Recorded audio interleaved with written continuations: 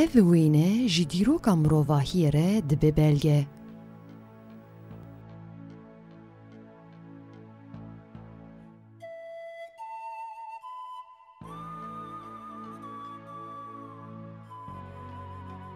Kuştina mirovên Kurd yên siyasî bi destên terora navnetewî.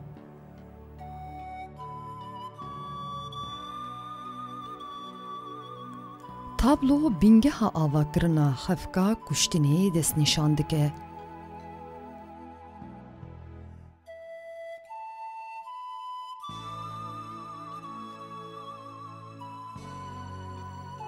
Cih, Berlin, Charlottenburg, xwaringeha Mykonos. Dem, 17 Cotmehê 1992. Bûyer, kuştina çar kesan.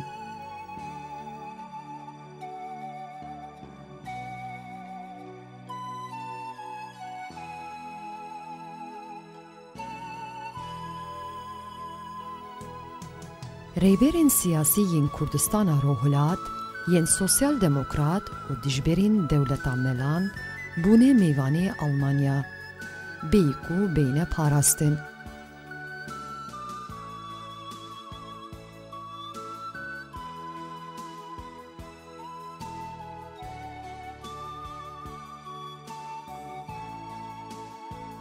Di mizgefteke de li Berlînê ku ji alî Îranên ve dihate birêvebirin, amedekirina plana kuştinê bi destê van kesan hate lidarxistin.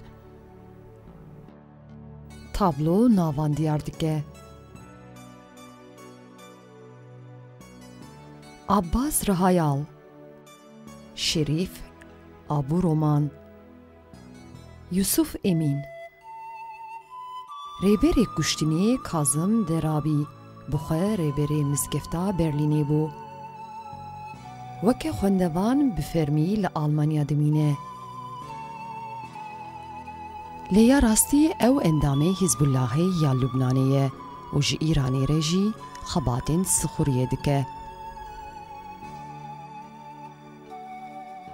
Li gorî tabloyê diyar e ku Wezareta Karên Derve ya Almanyayê di binûreberiya Klaus Kinkel de û serkarên dewletê yê Sixûriyê Bernd Schmidt-Bauer jî agahiya wan ji tevgera terorê hebû û heta îro jî ev rastî ji dadgeha Alman re diyar nekirine û xwe dibin ala berjewendiyên welat yên netewî de diparêzin.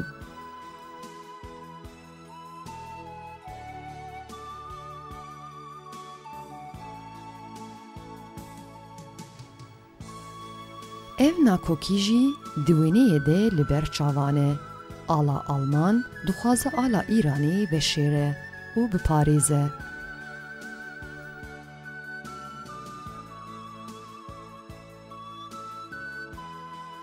Di navbera ala Kurdistanê û ya Îranê de têlên resayî hene.